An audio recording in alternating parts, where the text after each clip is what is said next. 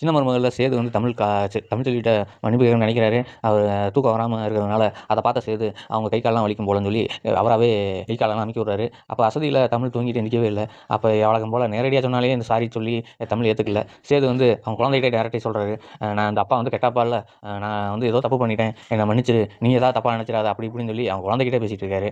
ஃபியூச்சருக்கு போயிட்டாரு சேது. ஆனா, அவர் முயற்சி விடுறத வந்து நிப்பாட்டல. அவரு வழி நடுவே வந்து சாரின்னு சொல்லி போஸ்டர்லாம் பெருசு பெருசா பேனர் எல்லாமே வச்சிருக்காரு.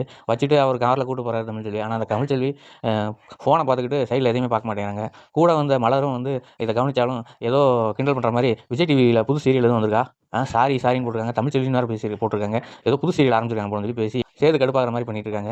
சேது வந்து, "அட மலரு, நான் பண்ண எல்லா விஷயத்தையும் நீ ஒரே விஷயத்த போட்டு கெடுத்து விட்டுற போலன்னு" சொல்லி அவர் மனசுக்குள்ள நெனச்சுட்டு, "மலரு, இதெல்லாம் உனக்கு புரியலையா?" அப்படின்னு கேட்குறாங்க. "ஓ! இதுவா? எனக்கு புரிஞ்சிருச்சு. ஆனா புரிய வேண்டியவங்களுக்கு புரியலையே!" அப்படின்னு சொல்லிட்டு அவங்க கார விட்டு இறங்கி போயிடுறாங்க. கடைசி வரைக்கும் தமிழ்ச்செல்விக்கு புரியுமா? புரியாதாங்கிறத நீங்க தான் சொல்லணும். கமெண்ட் பாக்ஸ்ல கமெண்ட் பண்ணுங்க. இத பத்தி நம்ம வீடியோ பிடிச்சிருந்தா லைக் பண்ணுங்க, ஷேர் பண்ணுங்க, சப்ஸ்கிரைப் பண்ணுங்க. Thank you.